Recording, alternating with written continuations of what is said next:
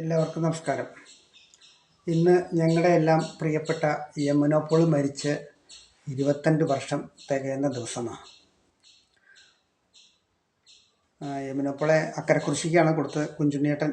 അദ്ദേഹം അന്ന് ബംഗാളിലെ അസൻസോൾ എന്ന സ്ഥലത്തായിരുന്നു ജോലി. അങ്ങനെ അവിടെ ചെന്നു.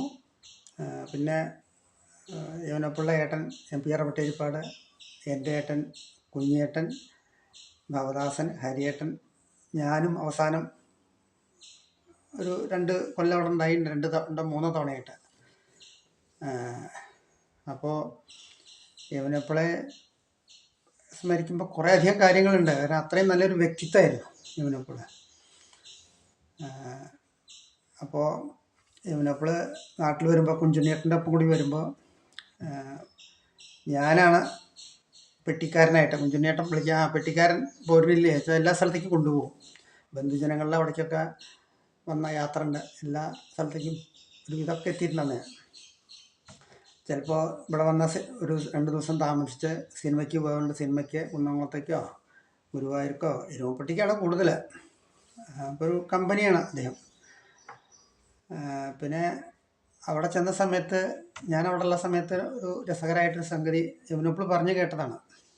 അപ്പോൾ യമുന പോൾ അവിടെ ചെന്ന വിവാഹം കഴിഞ്ഞ് വന്നപ്പോൾ ഭാഷയൊന്നും അത്രയ്ക്ക് അറിയില്ലല്ലോ.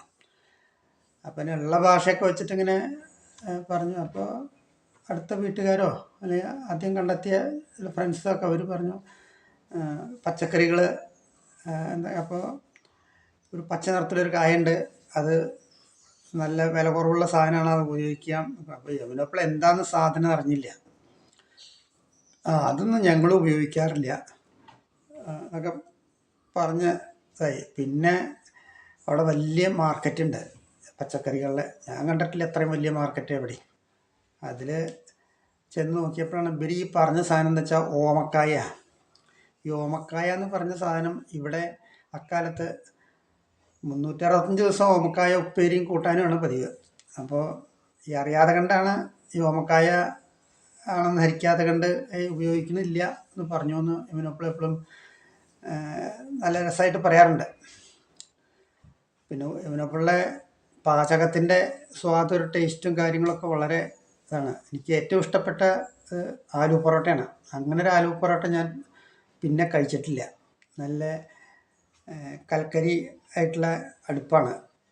ആദ്യം കുറേ പുകയും കാര്യങ്ങളൊക്കെ ഉണ്ടാച്ചാലും പിന്നെ നല്ല ഫ്ലെയിമായിട്ട് കത്തും. അതിലാണ് ഇതൊക്കെ പാകം ചെയ്യുന്നത്. ഒരു തവണ കരിയൊക്കെ നിറച്ച് കത്തിച്ച് തുടങ്ങിയാൽ അതോട് കൂടിയിട്ട് അന്നത്തെ ദേഹണ്ണമൊക്കെ കഴിയും. പിന്നെ മണ്ണെണ്ണ സ്റ്റൗണ്ട് തൽക്കാലം ഒരു ചായ ഉണ്ടാക്കുക, കാപ്പി ഉണ്ടാക്കുക അതിന് വേണ്ടിയിട്ട്. അപ്പോൾ ഈ ദിവസം യമുന പോൾ മരിച്ച ദിവസമാണ്. 22 കൊല്ലമായി ഉണ്ടാവും. അപ്പോൾ യമുന പോളെ സ്മരിക്കുന്നു.